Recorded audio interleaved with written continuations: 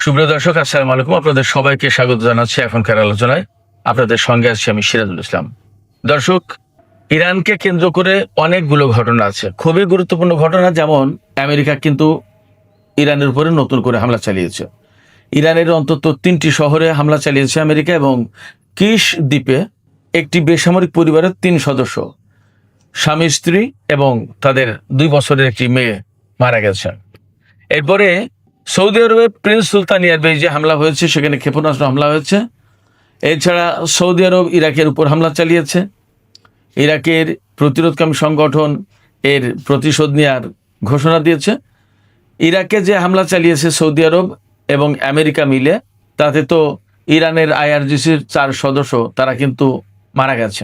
এপাশে সবচেয়ে বড় ঘটনা যেটা, নতুন করে খবর বের হয়েছে 56 ঘন্টায় চায়না থেকে 16টি কার্গো বিমানে করে অস্ত্র এসেছে ইরানে।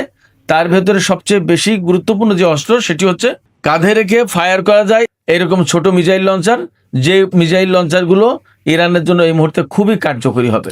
এছাড়া ড্রোন এবং আরও অন্যান্য অস্ত্র আছে বলে বলা হচ্ছে। 16টি কার্গো বিমানে এসেছে। এদিকে তুরস্ক, আমি গত 2-3 দিন আগে খবর দিয়েছিলাম, চীন থেকে তারা J-10C যুদ্ধ বিমান কিনবে। আজকের খবর হচ্ছে তারা শুধু J-10C না, J-35 যুদ্ধ বিমান কিনবে। এই J-35 হচ্ছে আমেরিকার F-35 এর চেয়েও উন্নত, এবং যথারীতি এরদোগান চীনকে ইউয়ানে অর্থাৎ চীনা মুদ্রায় অর্থ পরিশোধ করবে, ডলারে না। এই রকমের অনেকগুলো ভূ রাজনীতির জন্য খুবই গুরুত্বপূর্ণ, খুবই সেন্সিটিভ, স্পর্শকাতর এইরকম কিছু খবর আছে। দর্শক, এই বিষয়গুলো নিয়ে এখন আমি আলোচনা করব। আশা করি আপনারা শেষ পর্যন্ত সঙ্গে থাকবেন, আর ভিডিও ভালো লাগলে লাইক, কমেন্ট, শেয়ার করবেন এবং চ্যানেলটি সাবস্ক্রাইব করে সাথেই থাকবেন। দর্শক, চলুন বিস্তারিত আলোচনা করি। আলোচনার প্রথমেই বলতে হবে, আমেরিকা এবং ইরানের মধ্যে নতুন করে কিন্তু যুদ্ধ শুরু হয়েছে আবার। ইরান গত পরশু রাতে জর্দানের মুওয়াফাক আল সালতি বিমানবন্দরে হামলা চালিয়েছিল, এবং সেটা ছিল আকস্মিক হামলা। এবং ওই হামলা ছিল ইরানের পক্ষ থেকে বলা যায় ভিন্নতর হামলা। কেন ভিন্নতর হামলা বলছি? ভিন্নতর হামলা বলছি এই কারণে, ইরান এতদিন যুদ্ধ করেছে আমেরিকার সাথে, আমেরিকা হামলা চালিয়েছে, তার জবাব দিয়েছে ইরান। আর গত পরশু রাতে যে হামলা করেছে ইরান আপনার জর্দানের মুওয়াফাক আল সালতি বিমানবন্দরে, সেই হামলাটা ছিল কিন্তু ইরানের পক্ষ থেকে, অর্থাৎ আমেরিকা না করার পরেও 3-4 দিন যুদ্ধ বন্ধ থাকার পরে কিন্তু হঠাৎ করে ইরান জর্দানের ওই বিমানবন্দরে হামলা চালিয়েছিল। তার মানে দাঁড়াচ্ছে ইরান কিন্তু তার যুদ্ধের নেচার এবং প্যাটার্ন পাল্টে ফেলল। এতদিন ছিল প্রতিরোধমূলক, এখন হলো আক্রমণাত্মক। এটা কিন্তু ইরানের পক্ষ থেকে সম্ভবত একটা বড় রকমের সিগন্যাল। এবং এর পাশে তো বলাই হচ্ছে যে ইরানের পক্ষ থেকে আমেরিকা এবং ইসরায়েল যে যুদ্ধ পরিকল্পনা করছে, সেই যুদ্ধ পরিকল্পনা বানচাল করার জন্য ইরানের পক্ষ থেকে তো প্রস্তুতি নেওয়া হচ্ছে, এটা তো একটা বিষয়। এছাড়া হরমুজ প্রণালী যে করেই হোক ইরান তার হাতে রাখবেই, কোনো মতেই ছাড়বে না। অতএব তার প্রস্তুতি কিন্তু সে সেইভাবেই নিচ্ছে। এটা গেল আর একটা দিক। আর সবচেয়ে বড় যে দিক, সেটা হচ্ছে যে ইরান এই হামলার মধ্য দিয়ে আমেরিকাকে এই মেসেজ দিল যে তোমরা মারলে আমরা মারবো, এই দিন শেষ, সম্ভবত এমন মেসেজ দিল। অর্থাৎ আমরা প্রয়োজন মতো, আমাদের যখন প্রয়োজন তখন আমরা যুদ্ধ করতে পারি, তোমাদের উপর হামলা চালাতে পারি। এবং ইরানের পক্ষ থেকে কিন্তু একটা কথা বলা হয়েছে যে যুদ্ধ শুরু করেছে আমেরিকা, তারা যুদ্ধ শেষ করতে পারবে না, যুদ্ধ শেষ করব আমরা, অর্থাৎ ইরান। ইরানের পক্ষ থেকে বক্তব্য, সেক্ষেত্রে মোটামুটিভাবে বলাই যাচ্ছে যে এই যুদ্ধের নেচার, গতি, প্রকৃতি অনেক কিছু কিন্তু পাল্টে যাচ্ছে। এদিকে সৌদি আরব যে যুদ্ধে জড়িয়ে গেল, তাতে কি দাঁড়ালো? এই কয়েকদিনের ভেতরেই সৌদি আরব, ইয়েমেন, ইউক্রেন, এই সমস্ত দেশ কিন্তু যুদ্ধে জড়িয়ে গেল। এরপরে কুয়েত আর বাহরাইন থেকে ইরানের উপরে হামলা চালানো হয়েছে বলে বলা হচ্ছে। যদি তাই হয়, তাহলে মধ্যপ্রাচ্যের ঘটনা মনে হচ্ছে কিছুটা পরিবর্তন হচ্ছে, পাল্টে যাচ্ছে।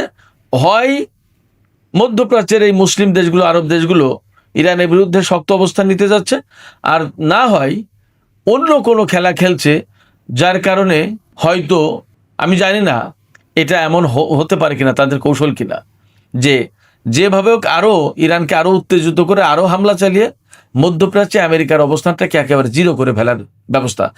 এমনটা নাও হতে পারে, দেখা গেল যে সত্যি সত্যিই তারা ইরানের সাথে শত্রুতা করছে, এমনও হতে পারে। আবার এমন ব্যাখ্যাও আছে, আমি নিজে একদিন বলেছিলাম যে হরমুজ প্রণালী বন্ধের পাশাপাশি বাব আল মানদেব প্রণালী বন্ধ করে দিয়ে আমেরিকাকে প্রচণ্ড রকমের চাপে ফেলে আরও যুদ্ধের ভেতরে ফেলে আমেরিকার এই অঞ্চলের অর্থাৎ মধ্যপ্রাচ্য অঞ্চলে যত ঘাঁটি আছে সমস্ত সবগুলোকে একেবারে তছনছ করে দেওয়ার ব্যবস্থা করে এই অঞ্চল থেকে তারা হয়তো সবাই মিলে বিদায় দিতে চাচ্ছে। কিন্তু সৌদি আরব, কুয়েত এরা হয়তো সরাসরি বলতে পারছে না, কাতার, বাহরাইন, কুয়েত হয়তো এই সমস্ত দেশ বলতে পারছে না, কিন্তু ইরানকে দিয়ে ইনডাইরেক্টলি হয়তো সেই কাজটা করানোর চেষ্টা করছে, এমন হলেও হতে পারে, জানি না। যুদ্ধ পরিস্থিতির বিষয়টা ভিতরে আসলে অ্যাকুরেটলি বলা খুব কঠিন ব্যাপার, কারণ কখন কোন পরিস্থিতিতে কি হয় এটা বলা কঠিন ব্যাপার। আর একটা ব্যাপার হচ্ছে যে কার পলিটিক্স, কার স্বার্থ যে কোন জায়গায় এবং কে কার হয়ে কখন কোনভাবে দাবার ঘুটি যে চালে পাল্টায় বলা মুশকিল। সেই জন্য আমি বলবো যে যে কোনো সম্ভাবনায় হতে পারে। তবে যদি সৌদি আরব অ্যাকচুয়ালি ইরানপন্থী যে সমস্ত বিপ্লবী বা প্রতিরোধকামী সংগঠন আছে, যেখানে ইরানের 4 জন IRGC সদস্য মারা গেছে, ব্যাপারটা যদি এরকম হয় তাহলে ইরানের পক্ষ থেকে কিন্তু কড়া জবাব হবে এবং সম্ভবত সৌদি আরব বড় রকমের হামলার মুখে পড়লেও পড়তে পারে, কিছু বলা যাচ্ছে না। সৌদি আরবকে হয়তো আর ইরান ছাড় নাও দিতে পারে যদি ব্যাপারটা অ্যাকচুয়ালি সৌদি আরব জেনে বুঝে ইচ্ছাকৃতভাবে এই কাজগুলো করে থাকে। আবার অনেক সময় এমন হয় যে দেখা গেল সৌদি আরব থেকে বিমান উড়েছে ঠিকই, কিন্তু আমেরিকায় হামলা চালিয়েছে, বোঝা মুশকিল। এই সিচুয়েশনে যাচাই বাছাই করা মুশকিল। এখনও ইরানের পক্ষ থেকে পরিষ্কার বলা হয়, দেখা যাক কি হয়, আমরা অপেক্ষা করছি। এদিকে চীনের পক্ষ থেকে এই খবরটা অনেকগুলো মাধ্যমে এসেছে যে চীনের পক্ষ থেকে 56 ঘন্টায় অন্তত 16টা কার্গো বিমান ইরানে নেমেছে এবং তাতে আনা হয়েছে বিপুল পরিমাণে অস্ত্র। এবং মেইন স্ট্রিম মিডিয়া যেগুলো, তাতেও খবর আসছিল, গত 2-3 দিন ধরে যে চীন থেকে ইরান সম্ভবত কয়েক কোটি ডলারের চুক্তি করেছে, যে চুক্তির আওতায় ইরান চীন থেকে কাঁধে রেখে ফায়ার করা যায় ওই শোল্ডার মিসাইল কিনবে, যাতে এই শোল্ডার মিসাইল কিনলে কি হবে, খুব দ্রুত একেবারে তাৎক্ষণিকভাবে ফায়ার করা যায়। মানে এর জন্য খুব বড় প্রস্তুতির কোনো প্রয়োজন নেই, লঞ্চার ঠিক করা, অনেক ব্যাটারি এটা সেটা কোনো কিছু চার্জ দেওয়া, এগুলো কিছুই লাগে না, একেবারে জাস্ট কাঁধে নিয়েই শ্যুট করা যায়। কাকে শ্যুট করবে? এই সমস্ত এই যে শোল্ডার অর্থাৎ কাঁধে রেখে যে ক্ষেপণাস্ত্র ছোড়ার যে ইয়েগুলো, মিসাইল লঞ্চারগুলো, এইগুলো হেলিকপ্টার তুলনামূলক নিচু দিয়ে যায়, হেলিকপ্টার, তারপর নিচু দিয়ে উড়ে যাও যুদ্ধ বিমান, ক্ষেপণাস্ত্র, ড্রোন, এইগুলো যদি খুবই কার্যকরী। এই মুহূর্তে মনে হচ্ছে এই ড্রোন হাতে পাওয়ার পর ইরান যুদ্ধের নতুন ফেজে যাবে। ইরান কিন্তু একটা কথা বলেছে, ইরান কিন্তু যুদ্ধবিরতি মানেনি, যুদ্ধবিরতির প্রস্তাব তার কাছে নিয়ে গেছে কিন্তু পাকিস্তান, কাতার, তুরস্ক, সৌদি আরব, বিভিন্ন দেশ, কোনো যুদ্ধবিরতি তারা মানেনি। এমনকি এরকম খবরও এসেছে যে মার্কো রুবিও ইরানের পররাষ্ট্রমন্ত্রী আব্বাস আরাকচিকে ফোন দিচ্ছেন, কিন্তু মার্কো রুবিওর ফোন ধরেননি আব্বাস আরাকচি। কারণ কথা তো বলবে একটা যে চুক্তি করো, যুদ্ধবিরতি করো। ইরান এই মুহূর্তে যুদ্ধবিরতি করবে না। ইরানের বক্তব্য কি? ইরানের বক্তব্য একটাই, যুদ্ধ তোমরা শুরু করেছো, যুদ্ধ শেষ করব আমরা, অতএব কবে, কখন, কোনভাবে শেষ হবে সেটা আমরা সিদ্ধান্ত নেব। এবং ইরান একথাও বলছে যে তোমরা যখন খুশি তখন যুদ্ধ শুরু করবা, আবার যখন খুশি তখন বলবা যে এখন যুদ্ধ বন্ধ। এই তোমাদের ইচ্ছা মতো যুদ্ধ শুরু, যুদ্ধ শেষ, এ কোনোটাই করতে দেওয়া হবে না, তোমাদের ইচ্ছার গোলাম আমরা না। ইরানের বক্তব্য কিন্তু এখন এইটা। সেক্ষেত্রে যদি সৌদি আরব এই যুদ্ধে জড়িয়ে যায়, আমরা চাইবো, আমরা প্রত্যাশা করবো না জড়াক, যদি জড়িয়ে যায় তাহলে কিন্তু অনেক বেশি সংকটাপন্ন হয়ে যাচ্ছে মধ্যপ্রাচ্যের এই চলমান যুদ্ধ। কারণ ওপাশে ইউক্রেন জড়িয়ে গেল বা ইরানের জাহাজে হামলা চালিয়েছে, যদিও তারা পরে বলছে যে আমরা এই ধরনের কাজ আর করবো না, এই ধরনের হামলা করবো, তোমরা প্লিজ এই কোনো প্রতিশোধে যেও না, ইরানকে তারা সুপারিশ করছে। বাট দেখা যাক কি হয়। তো যদি যুদ্ধে জড়িয়ে যায় সৌদি আরব, তাহলে ইউক্রেন, সৌদি আরব, এপাশে কুয়েত, বাহরাইন, ওপাশে ইয়েমেন জড়িয়ে গেল, অনেক বড় বড় ঘটনা আছে। এই সমস্ত ঘটনার ভেতর দিয়ে মধ্যপ্রাচ্যের শান্তিটা মনে হয় খুব সহজ হবে না, তখন হয়তো আরো বড় পরিসরের যুদ্ধের প্রশ্ন আসবে। আমি বলছিলাম চীনের কাছ থেকে ইরানের অস্ত্র কেনার প্রসঙ্গ, সেখান থেকে আবার যুদ্ধের দিকে চলে গিয়েছিলাম। তো ইরান যে চীন থেকে যে যুদ্ধ অস্ত্রগুলো কিনছে, বিশেষ করে শোল্ডার মিসাইল, তারপরে ড্রোন, আরো কিছু কিছু রসদ, সামরিক প্রতিরক্ষা সরঞ্জাম কিনছে, কি কি একদম অ্যাকুরেটলি তো বলা যায় না। তো এইগুলো কেনার মানে হচ্ছে যে তারা, অর্থাৎ ইরান, যুদ্ধটাকে এখনই শেষ করতে চাইছে না, এর একটা শেষ হয়তো তারা দেখবে। অবশ্যই নেতানিয়াহুর সাথে ডোনাল্ড ট্রাম্পের যে বৈঠক হয়েছে, সেই বৈঠকের মূল সুর কিন্তু যুদ্ধ। নেতানিয়াহু যেভাবে উনি বুক উঁচিয়ে বললেন যে ডোনাল্ড ট্রাম্পের সাথে এর আগে কখনো এত সুন্দর বৈঠক তার আর হয়নি, এর মানে কি নেতানিয়াহু এই মুহূর্তে চাইছে যুদ্ধ করে ইরানকে একদম শেষ করে দিতে, এবং হয়তো ডোনাল্ড ট্রাম্পকে তিনি রাজি করাতে পেরেছেন, বা যেভাবে হোক তার মেসেজটা কিন্তু ইরানের জন্য খুব স্বস্তিদায়ক না। তো যখন স্বস্তিদায়ক না, এবং ইসরায়েল কিন্তু বারবার যুদ্ধের জন্য মানে পাকিয়ে বেড়াচ্ছে, ঘুরে বেড়াচ্ছে যে কবে কখন কোন ফাঁকে যুদ্ধ শুরু করতে পারবো। তো ইসরায়েলের এই যে যুদ্ধের যে চিন্তাটা, এই চিন্তার অবসান ঘটিয়ে দিতে চায় ইরান। তার মানে নতুন করে যদি আমেরিকা এবং ইসরায়েল ইরানের উপর হামলা চালায়, আজকে তো হামলা হয়েও গেল, তাতে মনে হচ্ছে এই যুদ্ধ অনেক প্রলম্বিত হবে, এবং এই যুদ্ধই সম্ভবত চূড়ান্ত যুদ্ধের দিকে যাচ্ছে। ইরান এখনই আমেরিকার সাথে মীমাংসা করবে না, হয়তো সামরিক উপায়েই ফয়সালা হবে। সুপ্রিয় দর্শক, এর পাশে আমি শিরোনামের দিকে বলেছিলাম যে তুরস্ক চীনের কাছ থেকে শুধু J-10 না, J-35 পঞ্চম প্রজন্মের বিমান কিনবে। এই বিমান আমেরিকার যে F-35 যে যুদ্ধ বিমান, তার চেয়েও কার্যকর এবং আধুনিক। এবং চীন তো এখন প্রযুক্তিতে কোথায় চলে গেছে এবং কতটুকু কি, এটা আমার চেয়ে আপনারা সবাই হয়তো বেশি জানেন।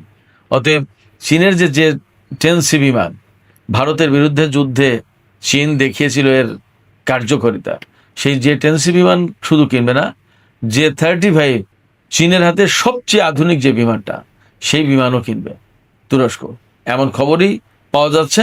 এবং বলা হচ্ছে যে তুরস্ক চীনকে এই বিমান কেনা বাবদ যে অর্থ দেবে, সেই অর্থ দেবে ডলারে না, ইউয়ানে, চীনা মুদ্রায়। তার মানে ডলারাইজেশন যে প্রক্রিয়া, সেই প্রক্রিয়ায় তুরস্ক একদম ওপেনলি ইন্টারন্যাশনালি জড়িয়ে গেল। এবং তুরস্ক কেন চীনের কাছ থেকে J-35 এই যুদ্ধ বিমান কিনতে চাচ্ছে, তার মূল কারণ হলো আমেরিকার সাথে যে F-35 যুদ্ধ বিমান কেনার যে চুক্তি ছিল তুরস্কের, আমেরিকা তো সেই যুদ্ধ বিমান দিল না। এবং খুব সম্প্রতি ডোনাল্ড ট্রাম্প বলেছিলেন যে তুরস্ককে ওই বিমান দেওয়া হবে। পরবর্তীতে খবর আসছে যে মার্কিন কংগ্রেস এই অনুমোদন দিচ্ছেন, অর্থাৎ তুরস্ক যুদ্ধ বিমান পাবে না, F-35 যুদ্ধ বিমান। তো রজব তাইব এরদোগান এখান থেকে খানিকটা রাগান্বিত হয়ে তিনি বলছেন, ঠিক আছে, যদি তাই না দেয় তো থাক, রাশিয়ার কাছ থেকে S-400 কিনেছি, আর চীনের কাছ থেকে কিনবো এবার J-10C এবং J-35 যুদ্ধ বিমান। আমেরিকা না দেয় থাক, অর্থাৎ আমেরিকাকে একটা বড় রকমের চাপে ফেলা। এখন আমেরিকা যতই চাপে পড়ুক, যতক্ষণ পর্যন্ত নেতানিয়াহু না বলছে যে ঠিক আছে তুরস্ককে এই বিমান দেন, ততক্ষণ পর্যন্ত আমেরিকা দেবে না, আমার ব্যক্তিগত ধারণা বা বিশ্বাস। সেক্ষেত্রে হয়তো তুরস্ক চীনের কাছ থেকে J-10C এবং J-35 কিনবে। তাতে ভূরাজনীতি, মধ্যপ্রাচ্যের ভূরাজনীতিতে বিশেষ করে বিরাট বড় রকমের একটা পরিবর্তন আসবে, এবং ক্রমেই নেটো জোট থেকে আমেরিকা থেকে তুরস্ক সরে যাবে বা যাচ্ছে, এই বিষয়টা আরো পরিষ্কার হয়ে উঠবে। সুপ্রিয় দর্শক, আমি আলোচনা শেষ করবো। আলোচনা শেষের আগে এইটুকু বলি যে এই যে নতুন করে যুদ্ধ শুরু হলো, সৌদি আরবের উপর হামলা, প্রিন্স সুলতান এয়ারবেজে হামলা, এবং ইরানের উপর হামলা, তারপরে জর্দানে হামলা, ইরাকে হামলা, ইয়েমেন যুদ্ধে জড়িয়ে গেল। এই যে যুদ্ধের পরিধি বাড়ছে, এতে কিন্তু নতুন করে তেলের দাম আবার বেড়েছে, এবং আবার $100 কাছাকাছি চলে গেছে তেলের দাম। সেক্ষেত্রে ডোনাল্ড ট্রাম্প এবং আমেরিকা যা আসলে কি করছে আমরা জানি না, তবে তারা যে বিপদে পড়বে এবং আমরা সবাই বিপদে পড়বে এই যুদ্ধের কারণে, নতুন করে তেলের দাম আবার বেড়ে যাচ্ছে, এটা একদম পরিষ্কার। এই জায়গা থেকে আমি ব্যক্তিগতভাবে মনে করি যে আমেরিকার অবশ্যই সরে আসা উচিত, এই যুদ্ধ বন্ধের জন্য যা করা উচিত তাই করতে হবে। অহেতুক ইরানের সাথে ঝগড়া বাঁধিয়ে বা ঝগড়া বাড়িয়ে লাভ নেই। তো সুপ্রিয় দর্শক, এখনকার আলোচনা এখানে শেষ করতে চাইছি। আলোচনা শেষের আগে আমি আপনাদের কাছে একটা প্রশ্ন করতে চাই তুরস্কের ব্যাপারে। আমরা তো সবাই দেখছি যে তুরস্ক মোটামুটি চীনের কাছ থেকে এই যুদ্ধ বিমান কেনার চেষ্টা করছে, J-10C বা J-35, এমন খবর কিন্তু এখন যথেষ্ট বলি। তো সুপ্রিয় দর্শক, আমরা তো দেখতে পাচ্ছি বা বিভিন্ন মাধ্যমে খবর কিন্তু আসছে যে তুরস্ক চীনের কাছ থেকে J-10C এবং J-35 যুদ্ধ বিমান কিনতে চায়। যদি এই যুদ্ধ বিমান কেনে তাহলে মধ্যপ্রাচ্যে একটা বড় রকমের পরিবর্তন হয়ে গেল বলে মনে করা হবে। আপনারা কি মনে করছেন যে আসলে এর মধ্য দিয়ে ভূ রাজনীতিতে একটা বড় পরিবর্তন ঘটে যাবে? আপনাদের মতামত জানিয়ে কমেন্টে লিখতে পারেন। আর ভিডিও ভালো লাগলে লাইক, কমেন্ট, শেয়ার করবেন এবং চ্যানেলটি সাবস্ক্রাইব করে সাথেই থাকবেন। দর্শক, এখনকার আলোচনা এখানে শেষ করছি। আপনারা সবাই অনেক অনেক ভালো থাকুন। আল্লাহ হাফেজ।